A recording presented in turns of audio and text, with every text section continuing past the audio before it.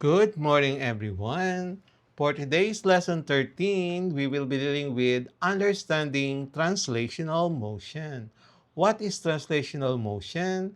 Translational motion is the type of motion in which an object moves from one point to another in space.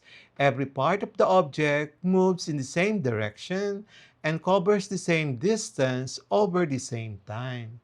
This is the most common type of motion we see in everyday life, like a car driving on a road, a person walking, or a ball rolling. The types of translational motion: number one, rectilinear motion, motion along a straight line. Example, a car driving in a straight highway. Number two, curvilinear motion, motion along a curved path. Example, a basketball shot in an arc toward the ring. In both cases, the object undergoes translational motion because it changes position. Key characteristics of translational motion. All points of the object move in the same direction. Every part of the object has the same velocity and acceleration as long as it is rigid. The object orientation doesn't change during the motion. Real-life examples: a train moving along a track, rectilinear; a thrown javelin, curvilinear; a person sliding a box across the floor. Why is this important? Understanding translational motion helps us to describe how things move, which is essential in transportation systems, sports and athletics, engineering, and design. Translational motion is the movement of an object from one point to another in a straight or curved path. In this type of motion, all parts of the object move the same distance in the same direction and time. Key characteristics: the entire object moves along a path. Every point on the object moves equally. It can be rectilinear or curvilinear. And then examples of translational motion: a car driving straight, a soccer ball kick in the air, a falling book, a roller coaster loop. Understanding translational motion helps us predict how object moves, solve problems in transportation, engineering, and sports, design safe and efficient machines and vehicles. And the common quantities are d, delta x, s, v, and a. And for the distance, displacement, speed, velocity, and acceleration. And those are the corresponding unit. And then basic translational motion formulas. And then these formulas apply when an object moves in a straight line with uniform acceleration or constant acceleration. So number one, v is equals to dt for the speed or velocity. Acceleration, bf minus bi over t. And then bf is equals to bi plus at. And then d is equals to bit plus 1 half at squared. And then bf squared is equals to bi squared plus 2ad. So these formulas are used to solve motion problems involving objects moving in a straight line.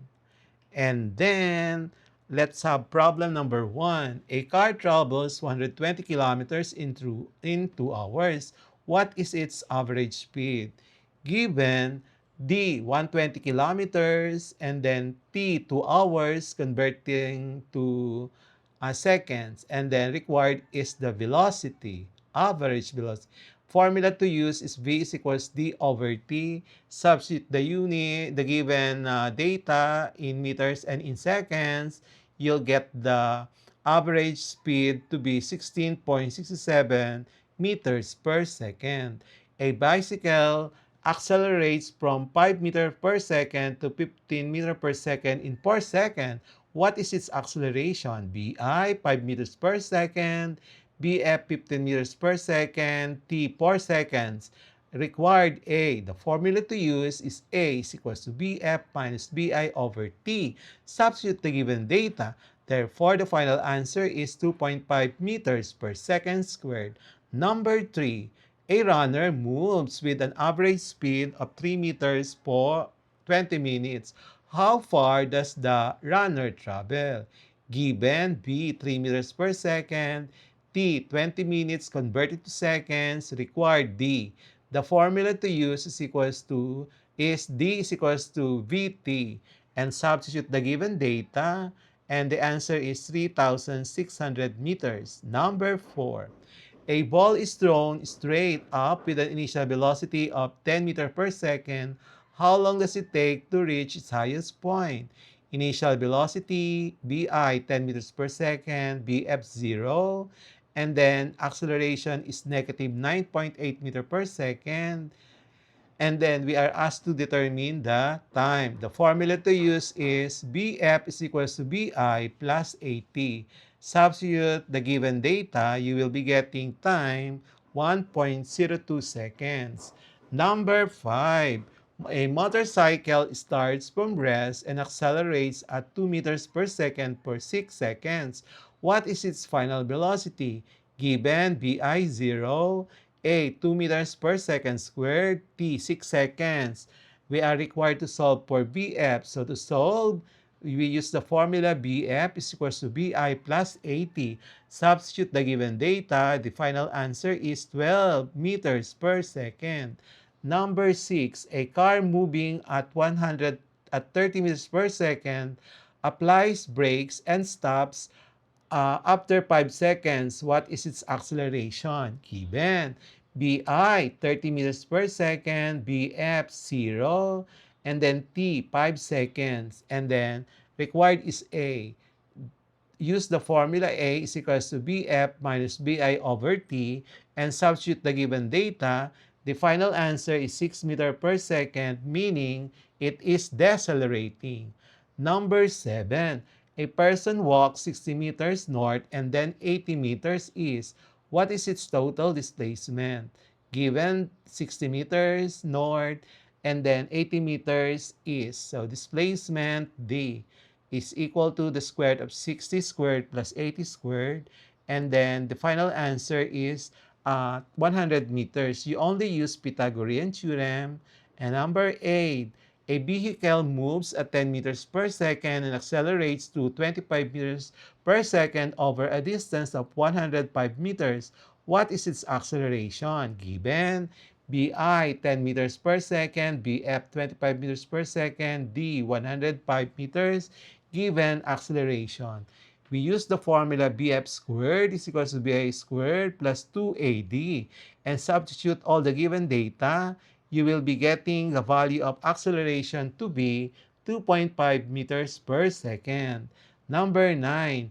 How far does a car travel in 5 seconds if it starts from rest and accelerates at 3 meters per second? Given BI 0, A 3 meters per second, T 5 seconds, required D. Use the formula D is equals to BIT plus 1 half 80 squared. Substitute all the given data. The answer is 37.5 meters.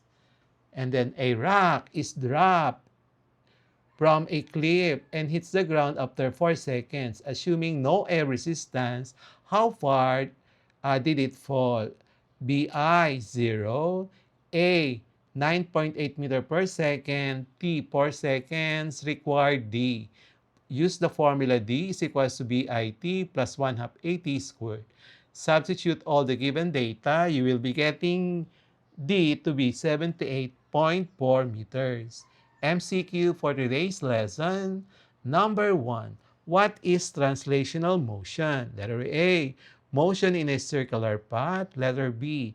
Motion around a fixed axis. Letter C. Motion where all parts of an object move the same distance in the same direction. Letter D. Motion caused by vibrations. Number 2. Which of the following slows translational motion? A wheel spinning. Letter B, a person walking in a straight line. Letter C, a ceiling fan rotating. Letter D, a door swinging on hinges. Number 3, what quantity describes how fast something moves in translational motion?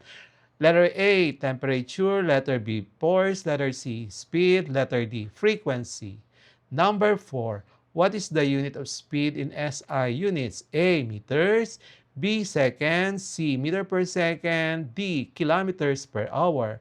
Number 5, a car travels 80 kilometers in 2 hours. What is its average speed? Letter A, 20 kilometers per hour. Letter B, 40 kilometers per hour. C, 60 kilometers per hour. D, 80 kilometers per hour. Number 6, what is the difference between speed and velocity? Letter A, speed has direction, velocity does not. Letter B, velocity has direction, speed does not. C, both mean the same. Letter D, speed is measured in kilometers, velocity in meters. Number 7, a person walks 5 meters north and 5 meters south. What is its displacement? Letter A, 10 meters. B, 5 meters. C, 0 meter. And letter D, 1 meter. Number 8, which of the following is true about translational motion? It only happens in machines. Only rotating parts move. The whole object moves from one place to another. It does not involve any change in position. Number 9, a ball rolls down a ramp and speed up. What kind of motion is this? By A, vibrational motion. B, uniform motion. C, accelerated translational motion. Letter D, rotational motion. Number 10, why is studying translational motion useful? Letter A, it helps us design better graphics. Letter B, it helps us understand how objects move in real life. Letter C, it makes colors brighter. Letter D, it prevents all motion. Answer key for this lesson, you need to see it in lesson number 14. The answer key for lesson number 12 is this one. So that is from 1 to 10. And then from 11 to 15. So, and that's it for today's lesson here on Smile Road. If you learned something new today, don't forget to hit that like button and share this video with your classmates. And make sure to subscribe and tap the notification bell so you'll be the first to know when a new lesson drops. This is Sir M, reminding you that learning doesn't stop after the bell rings. Keep asking, keep exploring, and always walk the road of knowledge with a smile. Smile Road, where curiosity meets discovery. Bye-bye. See you in our next lesson. Thank you, everyone.